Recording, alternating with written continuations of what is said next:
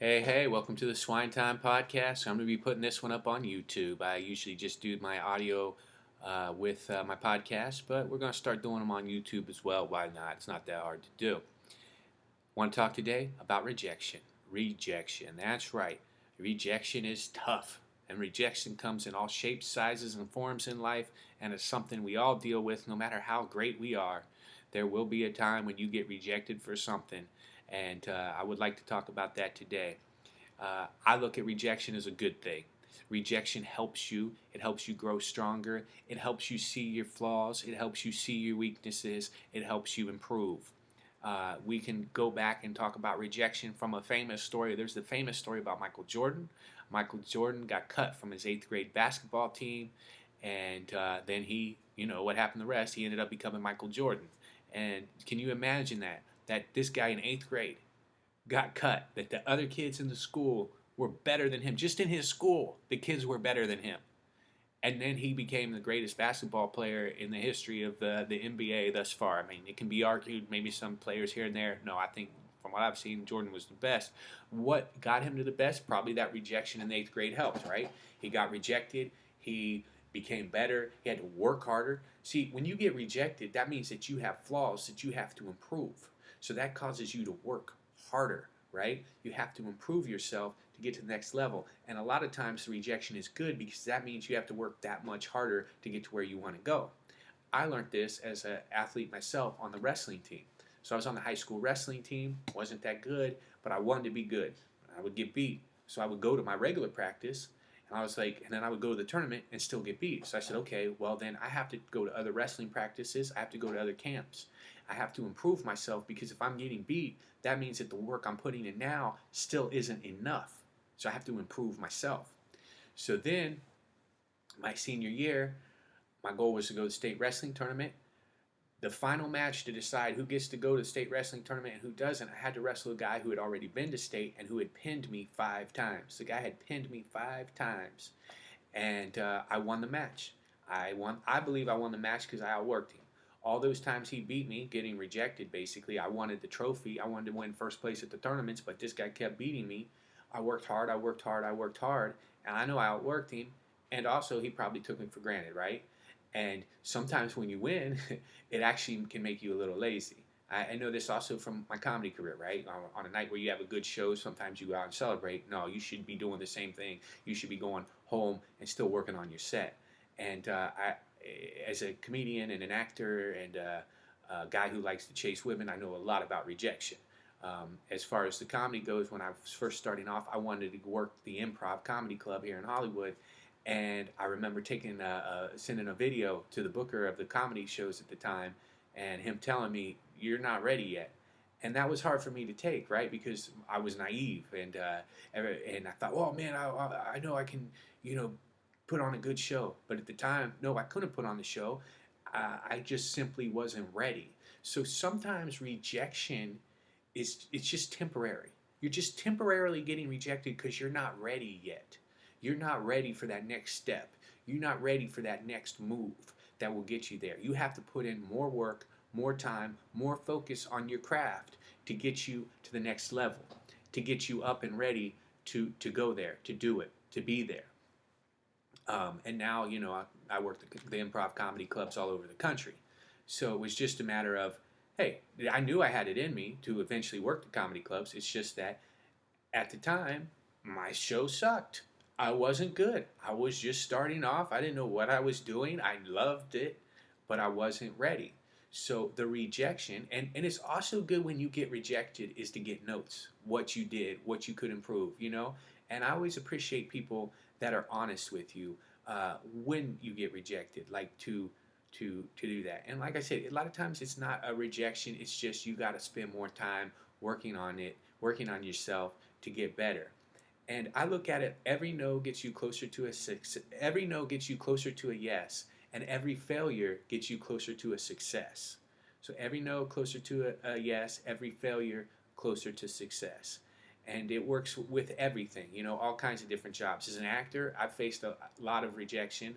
I've gotten some parts, I've gotten some good parts, but I've had some ones where I didn't get. In particular, I remember a commercial, it was a string of commercials.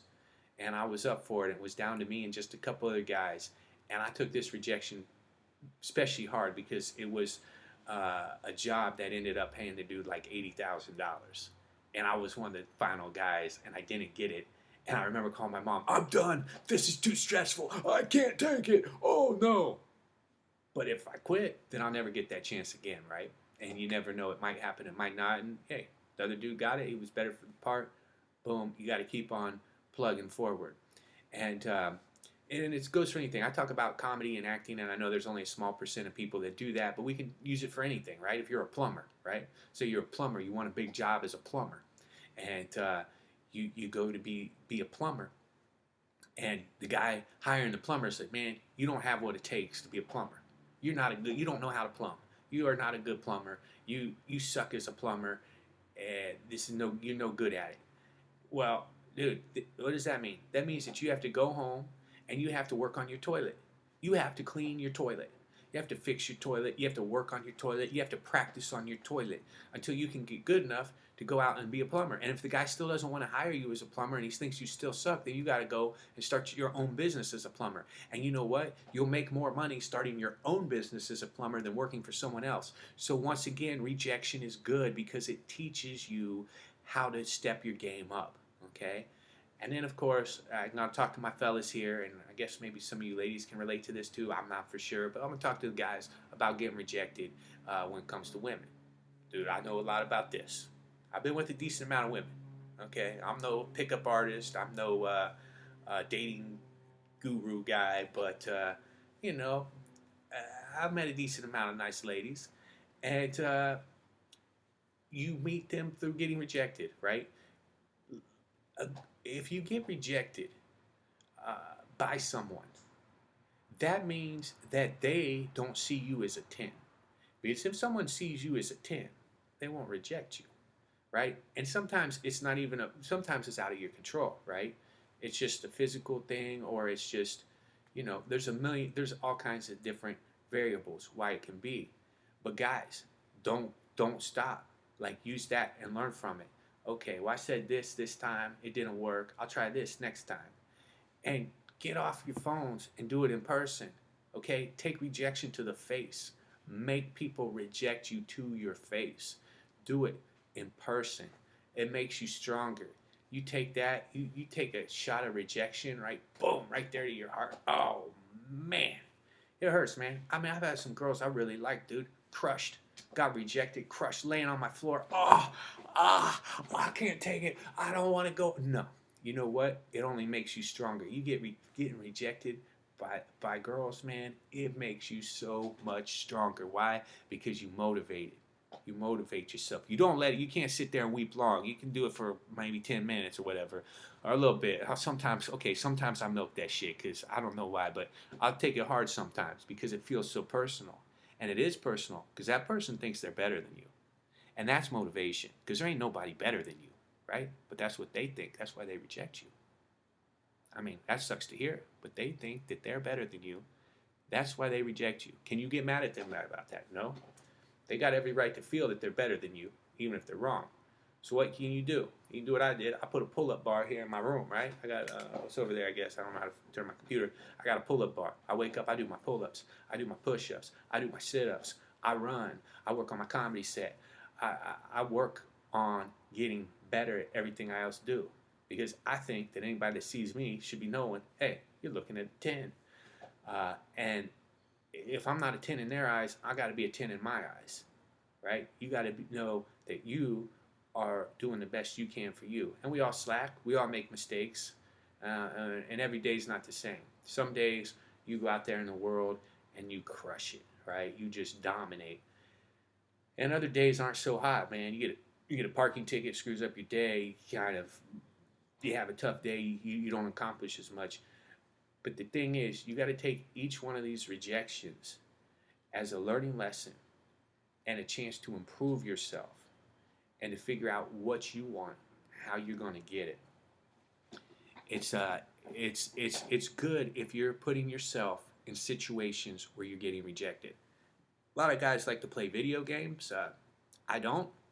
I'd prefer to go out on the street and just walk up to a random girl and see how I do. And if you do it enough, you start improving. And it's just a good practice. And it's just a good practice in putting yourself out there and facing rejections and stuff, and just to kind of move on from it, right?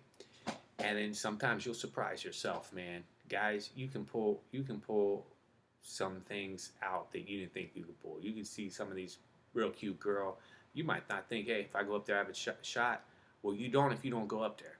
But if you do, you might surprise yourself. And then you might get dumped a week or two later and be miserable. But that only lasts for a short period of time, and then you find another one who's even cuter. Happens to me all the time, man.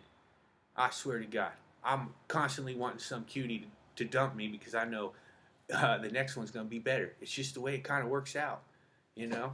And I'll even give you an example, man. When I once, got broken up with by a girl. She goes, "You got plenty of other beautiful women to meet in your life," and man, she was right.